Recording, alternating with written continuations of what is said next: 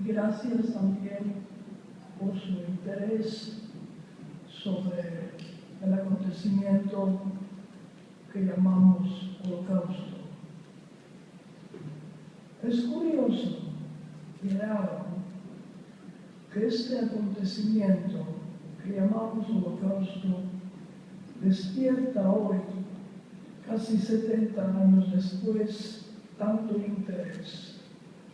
Interés que crece, y esto no solamente entre los judíos, y no solamente en Europa, sino también en México, país tan lejano de estos acontecimientos. Se me hace algo difícil seguir después de una tan extensa y tan detallada exposición del señor Jaime Bro y Jaime Romanowski, pero voy a tratar. La palabra holocausto, como ya se ha dicho, se acuñó después de la Segunda Guerra Mundial. Se buscó una palabra que describiera todos los asesinatos masivos, el exterminio de millones de personas y todas las atrocidades cometidas durante esta época. La palabra holocausto no existía, se encontró. Es una palabra de origen griego, como ya se había dicho, textualmente quiere decir sacrificio por medio del fuego. No es de todo precisa. Los judíos le dieron posteriormente otro nombre, Shoah, S-H-O-A, que quiere decir destrucción o aniquilación. Se había escrito muchos libros al respecto. Se efectuaron conferencias, congresos, se erigieron memoriales, museos y monumentos, pero el tema no se agota. El holocausto, el Shoah, es probablemente una parte de historia más abordada, más estudiada. Se trata de un suceso, un acontecimiento que algunos llaman fenómeno, un acontecimiento que no tiene paralelo en la historia. Fue un intento casi logrado de exterminar a un pueblo, al pueblo judío.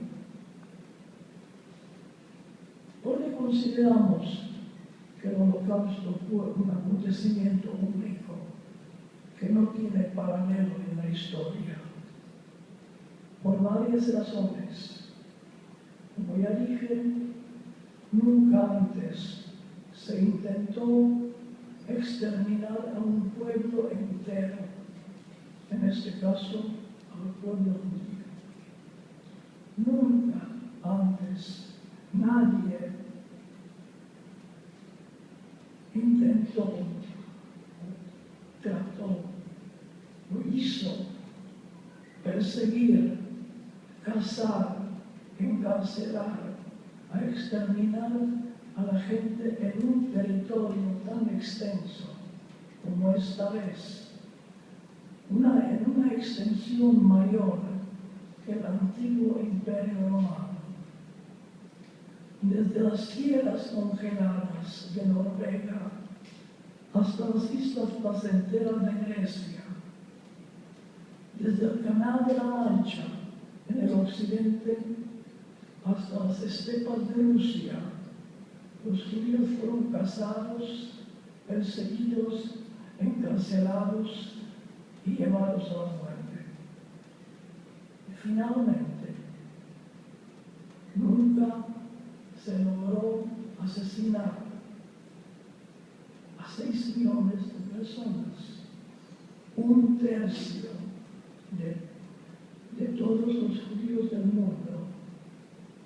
La mitad de los judíos europeos, cuando la otra mitad estaba atrás de los murales en la Unión Soviética. Hoy en día, 70 años después, el pueblo judío no llega al número del año 1929 de 18 millones de personas en el mundo entero. Por última vez, nunca se usó para el exterminio métodos casi industriales, masivos, usando el gas. Los judíos vivían en Europa desde hace 2000 años, antes de la llegada del cristianismo. Llegaron a la cuenca del río Rin en Alemania, en Germania y en España, en la tierra de Sefarat, como dice la Biblia, también antes de la llegada del cristianismo. Pero principalmente llegaron a Europa después de la destrucción del segundo templo de Salomón en Jerusalén, el éxodo, la expulsión de la Tierra Santa por los romanos, y así se esparcieron por el mundo occidental. Los judíos participaron en el desarrollo del viejo continente en las buenas y en las malas. Por algo se llama a la cultura occidental, a la civilización occidental, a cual también pertenecemos nosotros los mexicanos, la cultura judeo-cristiana. La influencia recíproca entre judaísmo y cristianismo tiene muchas facetas. Los judíos dieron a la cultura occidental el descubrimiento de un solo Dios, no Dios de un pueblo, de una tribu, de una nación, sino un Dios único para todos. Los judíos dieron al mundo occidental los 10 mandamientos, base de la ética y la moral del occidente.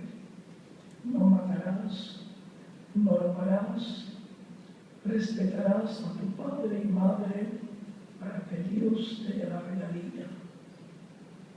Los judíos dieron al mundo occidental el 7º día, el Shabbat, el sábado, un día de reposo a la semana. Una de las primeras leyes sociales que elevó el hombre encima de la bestia. Ordenaron al hombre, en nombre de Dios, descansar el 7º día.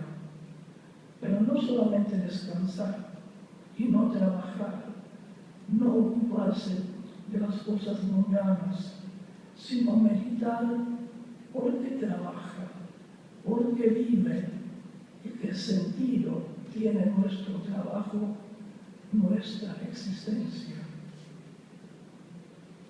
Vino después el cristianismo y estableció lo mismo.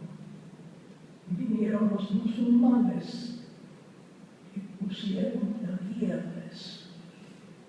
Después vinieron los ingleses y establecieron la semana inglesa, sábado y domingo. Y este pueblo que vivió en Europa por milenios fue destruido.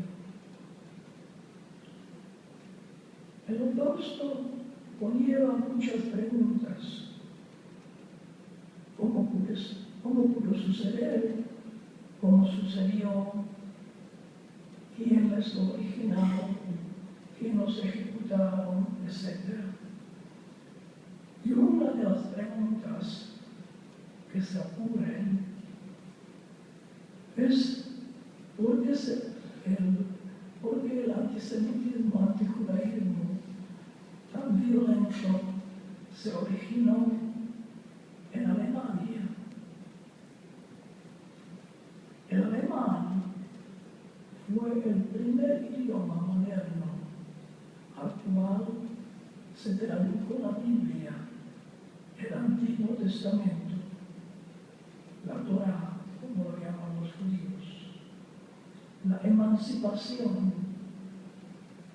La emancipación judía empezó en Alemania.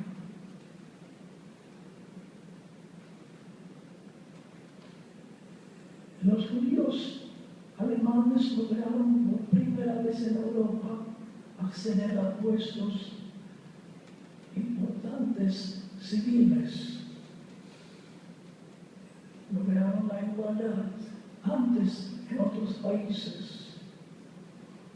El primer premio Nobel por letretínica del siglo I, al principio del siglo XX, fue un tal Mayer, judío alemán, después de una famosa compañía Bayer de medicina.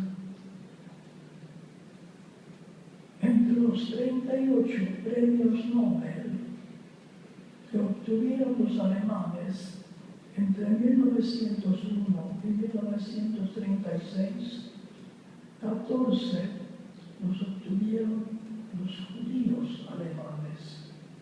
Repito, 14 entre 38, 37%, cuando la población judía en Alemania representaba menos que 1%. Pero todo esto cambió con la llegada al poder de Adolf Hitler. Su ascenso al poder fue acompañado de terror, asesinatos y violencia. Alemania cambió. La política era dictada por el Partido Nacional Socialista nazi. Se dictaron nuevas leyes, se prohibieron los partidos políticos, se disolvieron las organizaciones civiles y entraron en vigor las leyes raciales.